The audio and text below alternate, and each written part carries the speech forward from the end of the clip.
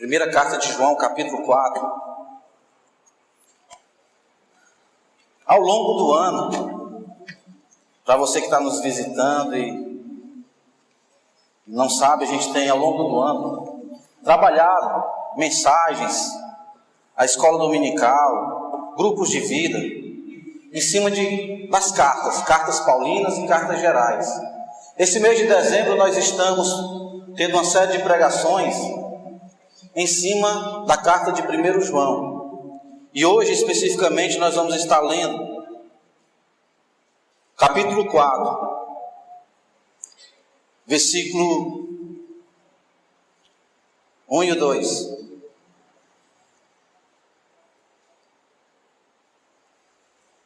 Leiamos. Amados, não deis crédito a qualquer espírito, antes provai o Espírito sempre procedente de Deus, porque muitos falsos profetas têm saído pelo mundo na fora. Isto é conhecer o Espírito de Deus. Todo Espírito que confessa que Jesus Cristo veio em carne é de Deus. Vamos orar mais uma vez.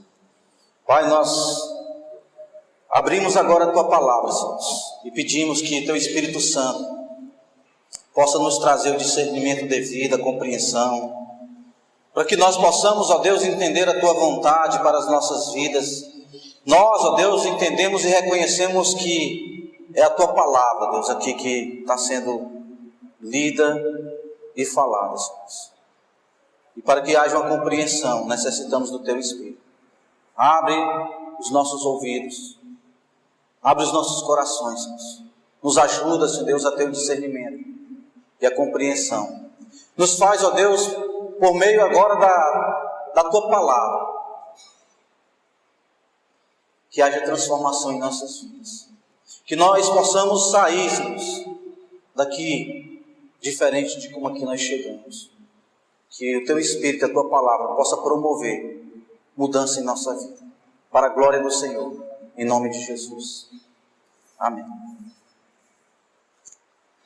Está chegando o Natal. Mas o que é o Natal? O que é o Natal? Será que o Natal é uma casa bem decorada, com uma linda árvore, com vários adereços, a decorando, com várias embalagens de presente em volta dessa árvore? Será que Natal é uma mesa bem farta, bonita, onde tem o peru como carro-chefe dessa mesa, com várias outras guloseimas, acompanhando, como castanhas, frutas cristalizadas, panetone, rabanada e por aí vai? Será que Natal também não é uma festa que reúne os amigos e nesta festa se troca presentes? E aí a gente pode falar do amigo secreto, amigo oculto, do amigo doce, do amigo da onça, do amigo pinguça, e por aí vai, é tantos amigos que estão inventando. Será que o Natal são essas coisas? Não, o Natal não é isso.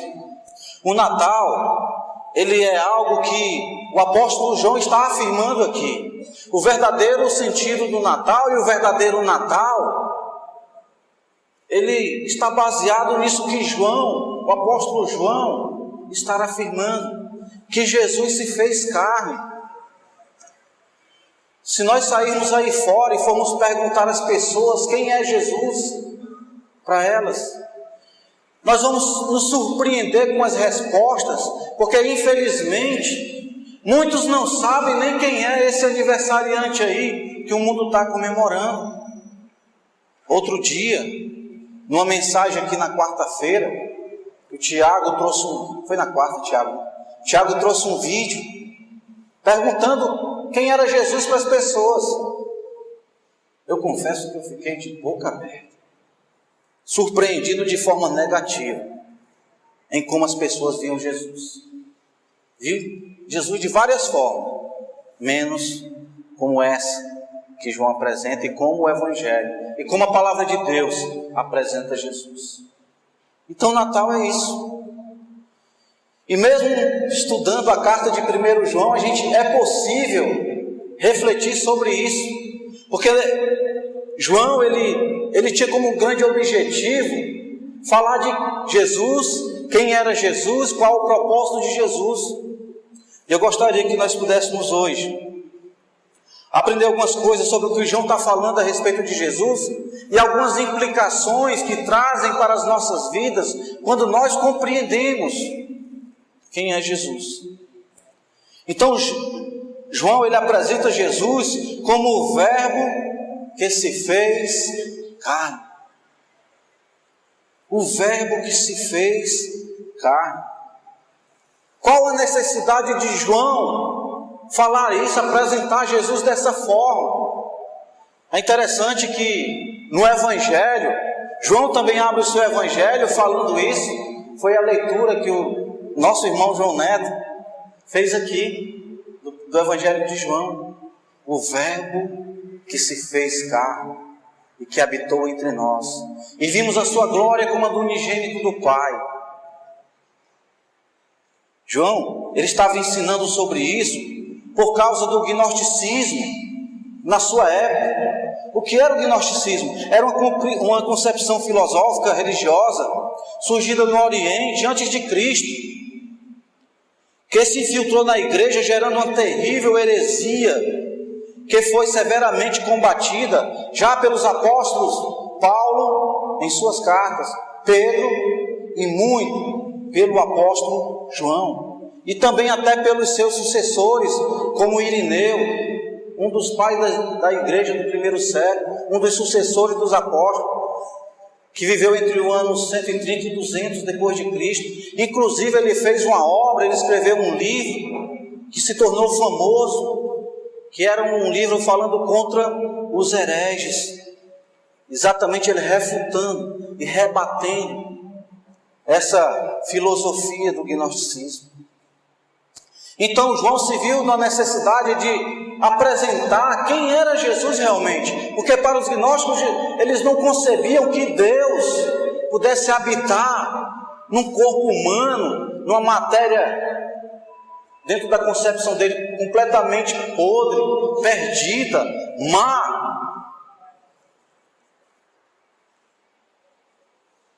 Mas essa é a beleza do cristianismo. Deus, ele prova o seu amor em Cristo, ele se fazendo carne, habitando entre nós. Deus se fez carne. Jesus, o Criador. Se você for lá para Gênesis capítulo 1, você vai ver ele agindo com Deus na criação.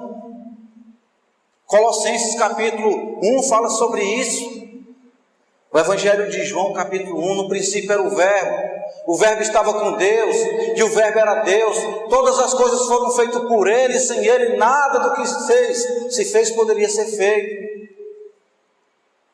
Deus se fez carne. Dá para você imaginar? Deus desceu a um nível por amor a cada um de nós. E ele não só se fez carne, mas ele se humilhou, ele tomou a forma de servo, ele recebeu sobre ele a nossa culpa. Outro dia o Eliel, fazendo a exaltação da ceia, que ele falou muito bem, que não foram os cravos, por maiores que fossem, que seguraram Jesus na cruz. O que segurou Jesus na cruz foi o amor por mim e por você. Porque Deus, ele se fez carne. Deus, ele tomou a nossa forma. Deus, ele se tornou imanente. Emmanuel, Deus conosco. Para algumas religiões, Deus, ele está distante. Deus, ele, sabe, está nos céus e nem liga para os homens. Não. A palavra de Deus diz que Deus, ele se importa sim, e muito. E ele se relaciona conosco. E ele nos conhece muito bem, porque ele não só habitou na sua divindade, ele se tornou um simples mortal. Ele sentiu dor de cabeça. Provavelmente ele gripou. Provavelmente ele se decepcionou com alguém da família. Provavelmente ele se decepcionou com algum amigo. Ele foi humilhado, ultrajado. Ele conhece muito bem a nossa natureza, a nossa condição humana, porque ele se fez carne. Deus não está alheio ao meu, ao seu, ao nosso sofrimento, porque ele esteve aqui, porque ele conhece como ninguém. E ele assumiu a nossa condição de pecado. Ele assumiu a nossa condição de pecado. Irmão, o fato de compreendermos essa verdade sobre Jesus, que ele, sendo Deus, se fez carne, isso vai trazer algumas implicações para as nossas vidas. Porque se eu compreendo que Jesus é Deus, que ele se fez carne, que ele é o Senhor, isso vai trazer algumas implicações.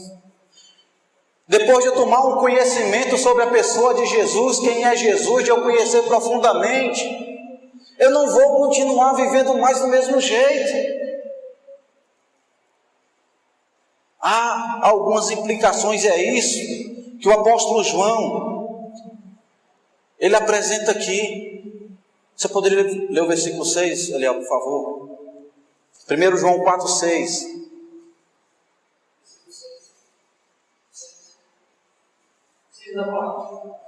Nós somos de Deus. Aquele que conhece a Deus nos ouve. Aquele que não é da parte de Deus não nos ouve. Isso é conhecimento do Espírito da verdade, do Espírito dele. Jesus, João, ele é bem claro em afirmar que aqueles que conhecem a Jesus, aqueles que sabem quem é Jesus, eles vão ouvir. Vai ouvir Jesus, vai escutar Jesus, vai seguir Jesus. Os discípulos de Jesus, eles destacam-se pela submissão e obediência à sua palavra. Olha só, em João capítulo 10, versículo 27, Jesus diz: as minhas ovelhas ouvem a minha voz, eu as conheço e elas me seguem. Ele diz mais: quem é de Deus escuta as palavras de Deus. Por isso vocês não a escutais, porque não sois de Deus. João capítulo 8, versículo 47. Quem rejeitar a mim e não receber as minhas palavras, já tem quem o julgue. A palavra que eu tenho pregado, essa há de julgar no último dia. João 12, 48. Na verdade eu vos digo que quem ouve a minha palavra e crê naquele que me enviou, tem a vida eterna. Você tem escutado a palavra de Jesus? Você tem ouvido a palavra de Jesus? João, em sua carta aos cristãos no primeiro século, ele disse: olha, aqueles que são discípulos ouvem as palavras, escutam as palavras. Não é possível, obedecer sem o devido conhecimento. Você precisa ouvir, escutar, para conhecer, para ter o conhecimento. Se você não tiver isso, você não vai conseguir. Jesus, ele vai dizer em Mateus capítulo 22, versículo 39, aos fariseus, ele vai dizer: errais não conhecendo as Escrituras e nem o poder de Deus. Porque eles não escutavam. Eles até liam a palavra, mas não ouviam o que Jesus falava. Eles não compreendiam o que Jesus dizia. Eles estavam cegos. Aquilo que a palavra de Deus estava falando. Irmãos, a pergunta inevitável: como é que está o teu relacionamento com a palavra de Deus? Durante esse ano de 2015, a gente ofereceu para todos nós da igreja planos de leitura. Ninguém era obrigado a pegar o plano de leitura e fazer, e ninguém foi obrigado a isso. Mas eu acredito que aqueles que se desenvolveram, se entregaram ao plano de leitura e fizeram o plano de leitura, certamente tiveram algum tipo de crescimento espiritual. Conheceram melhor a palavra de Deus e, por conseguinte, Deus e Jesus, que a palavra revela. Será que você tem inclinado os seus ouvidos à palavra de Deus? Ou você vai dizer, não, eu não tenho tempo. Meu dia é muito corrido. Trabalho de 7 da manhã às 10 da noite. Eu tenho criança para cuidar. Tenho trabalho da faculdade para fazer. Prioridade. Se Jesus for prioridade na minha vida, eu vou achar tempo. Como eu acho para mim me alimentar dentro dessa correria. Como eu acho para mim tomar água de vez em quando. De vez em quando dentro dessa correria. Como é que está o teu relacionamento com a palavra de Deus? Porque jamais você vai conseguir obedecer a Deus, ouvir a Jesus, se você não busca na palavra. Será que você vai viver só desse momento de culto, onde uma pessoa vem aqui e prega? Será que a tua alimentação espiritual da palavra está sendo só isso? Você vai morrer espiritualmente se for só isso. Você precisa se alimentar da palavra. Jesus, ele respondendo à investida do inimigo, em Mateus capítulo 4, quando o inimigo pediu que ele transformasse as pedras em pães, Jesus disse, nem só de pão vive o homem, mas de toda palavra que procede da boca de Deus. Jesus estava dizendo, o verdadeiro alimento que eu preciso, Satanás, é a palavra de Deus, porque é ela que fortalece a minha alma. Esse corpo um dia ele vai padecer, a minha alma é eterna. Você tem dado ouvido à palavra de Deus? Você tem escutado a palavra de Deus? Você tem inclinado os teus ouvidos à palavra de Deus? Escuta o conselho do apóstolo João. Ouça a palavra de Deus. Outra implicação, não só o ouvir basta, mas praticar, viver a palavra de Deus. Nós vemos isso no versículo 7 ao 20, quando o apóstolo João vai no desenrolar, ele vai mostrar como esse ouvir se transforma em atitudes, práticas, daquele que se diz discípulo de Jesus, daquele que se diz andar na luz de Deus, daquele que diz que ama a Deus, daquele que diz que tem relacionamento com Deus.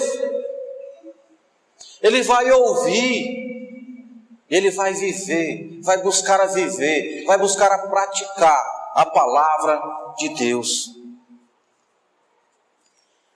Em Atos capítulo 2, versículo 42, era isso que fazia da igreja, dos cristãos do primeiro século, uma atração no meio daquele mundo até religioso e pagão. Lá diz assim, e perseveravam na doutrina dos apóstolos. Ou seja, eles ouviam e praticavam, e perseveravam, e viviam seguindo os ensinos apostólicos. Em Mateus capítulo 7, versículo 24, Jesus, depois de falar a parábola do homem prudente que edifica a casa sobre a rocha, ele vai dizer, todo aquele, pois, que escuta essas minhas palavras e pratica, é semelhante ao homem prudente que edificou a sua casa sobre a rocha. Não é só ouvir, é praticar, é praticar. Viver a palavra nada mais é do que aprender a amar Jesus. Certa vez alguém me disse, primeiro vem a doutrina e depois o amor. Deixa eu dizer, está errado. Está errado. Pois primeiro vem o amor. Pois se não tivermos o amor de Cristo em nossas vidas, nós jamais conseguiremos aplicar a verdadeira doutrina. Sem o amor jamais haverá a doutrina de Cristo. Pode haver uma lista de regras, pode haver muitos mandamentos, pode haver o puritanismo, mas o verdadeiro cristianismo, o verdadeiro cristão, só existe quando há a verdadeira prática do amor. Quando o amor de Cristo ele é seguido. Quando nós amamos como Cristo amou, aí nós estaremos colocando em prática os seus mandamentos, os seus ensinamentos. Voltando a falar de Natal, eu acho assim uma data muito interessante. Você percebe que nesse período há um clima diferente, é ou não é? O mundo ele parece que respira um clima diferente, que concebe uma ideia diferente da vida, das pessoas, de Deus. Há um clima diferente. Parece que as pessoas estão mais sensíveis. Eu vejo pessoas trocando presentes, trocando palavras de estímulos, dando esmolas, ajudando crianças necessitadas, ajudando asilos de idosos, querendo ter a família toda reunida. Realmente há um ar diferente nesse período. Porém, as pessoas precisam entender que Jesus, ele não nasce todos os anos. Todo dezembro Jesus nasce. Não. Jesus, ele nasceu só uma vez. Jesus nasceu só uma vez. E o que a gente precisa entender é que todos os dias, e portanto todos os anos, esse ar, essa sensibilidade, ela deve estar presente na vida daqueles que realmente amam a Jesus. Não um período do ano, não alguns dias, mas todos os dias. Todos os dias. Como é que isso acontece? Quando nós passamos a praticar aquilo que Jesus ensina. E aqui o apóstolo João ele vai trazer alguns desses ensinamentos. Por exemplo, versículos 10 e 11. Quando nós compreendemos o amor de Deus, saberemos também amar. Isto consiste no amor. Não em que nós devemos amar a Deus, mas em que Ele nos amou e enviou seu Filho por propiciação pelos nossos pecados. Amados, se Deus de tal maneira nos amou, devemos nós também amar uns aos outros. Então, quando nós conhecemos Jesus, o Deus que se fez carne, quando nós nos submetemos a Ele, quando ouvimos a Sua palavra, nós vamos praticar, nós vamos compreender o amor de Deus. Meu irmão, procure compreender o amor de Deus. Ele é um amor incondicional. Ele é um amor que não espera nada em troca. Deus, ele morreu antes de eu me converter, antes de eu me arrepender dos meus pecados. Jesus, na cruz do Calvário, ele olhou para os seus assassinos e não pediu para descer fogo no céu para consumi-los. Deus pediu perdão pelos pecados deles, porque foi para isso que Jesus morreu na cruz.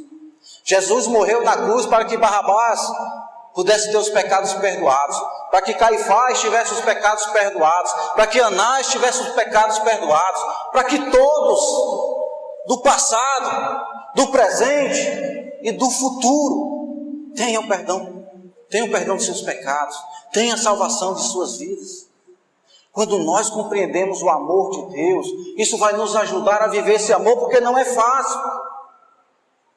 Talvez eu amar você, que nunca me fez nenhum mal, que sempre diz palavra de ânimo para mim, é fácil. Mas amar aquele que pisa no meu calo, amar aquele que às vezes diz palavras grossas, duras, amar quem é desonesto comigo, amar quem não me faz o bem, é difícil. Mas esse é o amor de Deus. E eu preciso compreender esse amor de Deus para que eu possa viver. No seu discurso, no Sermão do Monte, Jesus ele disse: olha, qual é a virtude de você amar quem te ama? Qual a graça disso? Os ímpios também fazem.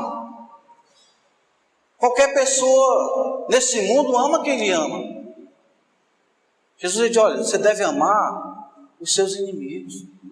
Você deve orar pelos que vos perseguem. Mas nós só vamos conseguir esse nível de prática de amor em nossas vidas quando nós compreendemos verdadeiramente o amor de Deus em toda a sua plenitude, meu irmão. Em toda a sua plenitude. Ele diz mais no versículo 12, 13. A prática de amor através da ação do Espírito Santo vai nos conduzir, nos levar à perfeição em Cristo. É por isso que eu digo com toda a convicção de que primeiro é o amor, porque é o amor que leva à perfeição. Não são as práticas de regras, de mandamentos, não.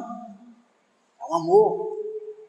Não o amor humano, o amor divino, o amor de Deus. Pode ler, por favor? Versículo 12 e 13. Ninguém jamais viu a Deus. Se amamos uns aos outros, Deus permanece em nós, e o seu amor em nós é aperfeiçoado. Isto conhecemos que permanecemos nele, e ele em nós, e que em nós temos o seu Espírito. Deus permanece em nós quando nós, compreendendo o seu amor, ouvindo os seus mandamentos na palavra, praticamos esse amor em nossas vidas. Praticamos esse amor em nossas vidas. E esse amor, ele vai nos levar a uma perfeição em Cristo. Em Cristo. Mas tem que haver essa compreensão, tem que haver essa prática, tem que permanecer nele, em Cristo, amando, lutando contra o seu próprio eu, com o seu desejo. Você não vai querer amar quem lhe faz o mal, mas Jesus quer que você ame, então você tem que amar. E deixa eu dizer uma coisa aqui, amor, na minha opinião, não é sentimento. Pode até envolver sentimento, mas amor não é sentimento. Amor é atitude. Por que Deus amou? Porque Ele teve a atitude de nos amar. Porque nós não merecíamos. Nós não éramos bonzinhos. Nós não enchíamos os olhos deles de virtude. Pelo contrário. Nós ofendíamos o nosso Deus com as nossas práticas, com a nossa vida, com os nossos pensamentos maus, imorais, indecentes. Mas Deus tomou a atitude de nos amar. Portanto, não diga, meu irmão, nem eu posso dizer, eu não consigo amar. Diga, eu não quero amar. Porque na hora que você tomar a atitude de amar, Deus, por meio do seu Espírito, vai te ajudar a amar. Basta você dizer, eu quero aprender a amar, sendo obediente à palavra dele. Não há outra forma de sermos como Cristo nesse mundo, senão pelo amor. Versículo 14. Nós temos Cristo e testemunhamos que o Pai enviou o seu Filho como Salvador do mundo. Pode continuar lendo, por favor, 15 e 16. Aquele que confessa que Jesus é o Filho de Deus, Deus permanece nele e ele em Deus. E nós conhecemos e cremos no amor que Deus tem por nós. Deus é amor. Aquele que permanece no amor permanece em Deus e Deus em ele. Vai continuar. Isto em nós aperfeiçoar o amor, para que no dia do juízo mantenhamos confiança, pois segundo ele é também, nós somos dentro deste mundo. O amor não existe nele. Antes, o perfeito amor lança fora o medo. Ora, ele produz somente, logo aquele que não é aperfeiçoado no amor. Nós amamos porque nos amou primeiro. Se alguém disser, amo a Deus, e odia o seu irmão, é mentiroso. Pois aquele que não ama a seu irmão, a quem crê, não pode amar a Deus, a quem não crê. Obrigado, Eli. Obrigado. Olha só o que João está dizendo. que nisto é perfeito o amor para conosco, para que no dia do juízo tenhamos confiança, porque qual Ele é, somos nós também neste mundo. Não tem outra forma de nós sermos como Cristo, se não aprendermos a amar como Cristo. O amor, ele vai ser o princípio, a base, o início de tudo aquilo que o mandamento de Deus nos ensina. Quando eu amo ou quando eu me disponho a amar alguém, eu não vou ser desonesto com ela. Eu não vou querer me aproveitar nos meus negócios, tirar proveito de alguma forma. Eu não vou querer fazer nenhum mal àquela pessoa. Eu não vou ter preconceito com aquela pessoa de condenar. Posso ela estar errada como tiver. Mas se há o amor de Cristo no meu coração, eu vou agir como Cristo mesmo. Eu vou agir como Cristo. Amando, direcionando, ensinando, conduzindo as pessoas para Deus, como Cristo. E a força motora dessa vida de ser como Cristo é o amor. É o amor. O amor de Deus. O amor divino. E Deus, Ele nos concedeu o Espírito Santo para que esse amor pudesse ser desenvolvido em nossas vidas. Não vai acontecer só pelo pulsar do teu coração ou pela tua razão, pelos teus sentimentos. Esse amor divino jamais vai acontecer na tua vida se for tão somente humano. Não vai. É impossível, por quê? Porque esse amor é um amor falho, é um amor interesseiro, é um amor cheio de más intenções, buscando só o benefício próprio.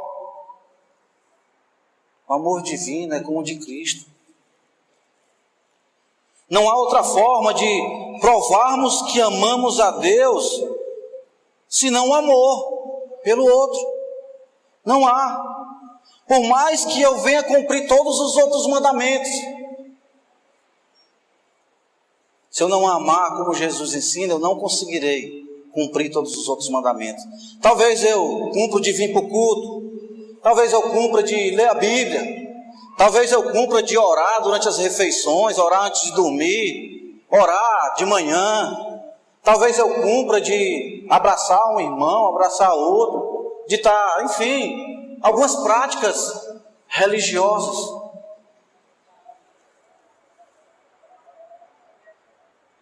Só quando praticamos ou buscamos a praticar o amor de Cristo é que nós vamos verdadeiramente provar que amamos a Deus. E João vai dizer isso. Pode ler, Léo, por favor. Versículo 20, 19 a 21. Nós amamos porque nos amou primeiro. Se alguém disse que ama a Deus e odeia seu irmão, é mentiroso. Pois aquele que não ama seu irmão, a quem vê, não pode amar a Deus a quem não vê. Ora, temos da parte dele este mandamento: que aquele que ama a Deus, ama também a seu irmão. É impossível você amar a Deus se não amar o próximo. E esse próximo aqui não é só a pessoa que está do teu lado, não. Sabe aquele vizinho, como é que a gente chama, hein? Carne de tetel. Não sei se vocês conhecem essa expressão. Sabe aquele colega de trabalho chato? Pentelha. Sabe aquela pessoa que um dia te causou algum dano emocional, psicológico, espiritual talvez? É amar. Você vai provar que ama a Deus quando você é capaz de amar alguém que foi criado à sua imagem e semelhança, por mais que não seja atraente aos seus olhos, por mais que você não, mas você só vai provar que ama a Deus quando é capaz de amar alguém que foi criado por Ele.